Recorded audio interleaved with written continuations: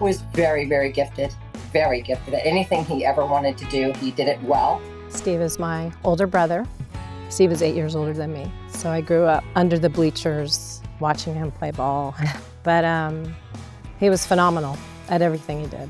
Not just the wrestling and the football, baseball, water skiing, snow skiing, golfing, bowling, hunting.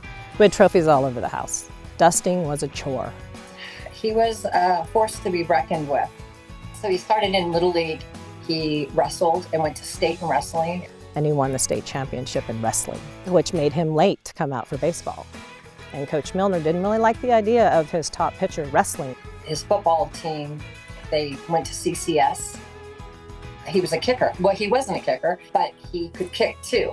And he had that record for a long time. It was 53 yards that he kicked, and it stood for many, many, many years.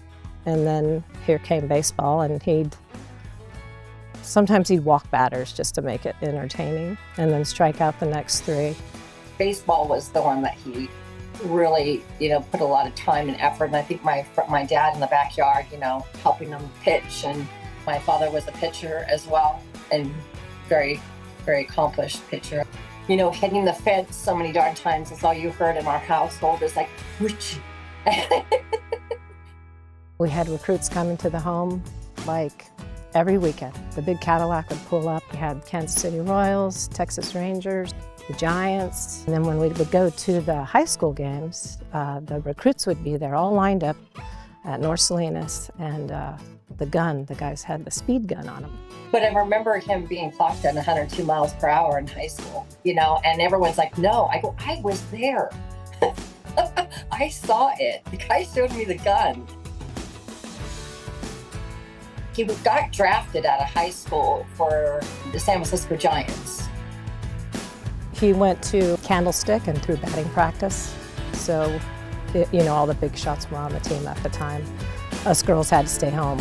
So just mom and dad went, and they had this big, on the Jumbotron, welcome Steve Raine and his family. Just pitching to, the Hall of Famers. He was 17. And they really wanted him, and at that time the signing bonus was probably like, $10,000 or something.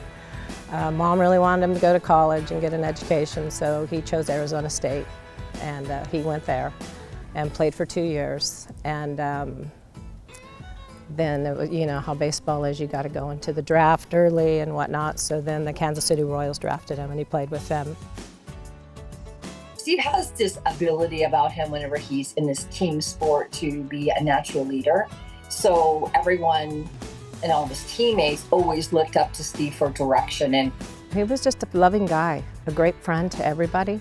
He was a protector because there were us 3 girls. It was hard to get a date because they knew he was my brother, and they knew he could place that ball so beautifully at the plate. I loved watching him play.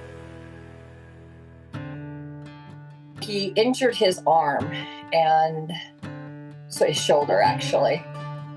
Back in the day, they used to shoot, the guys up with cortisone to make them play. So they ruined his shoulder.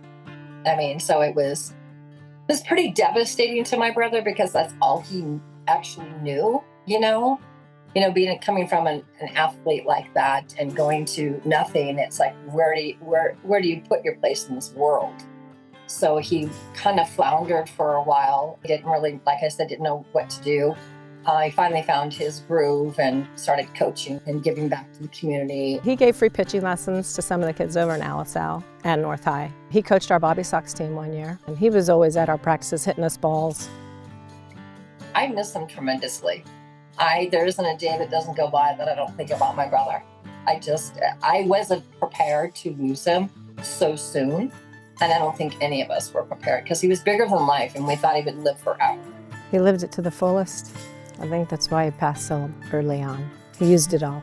He lived with passion, and there was no halfway with anything he did.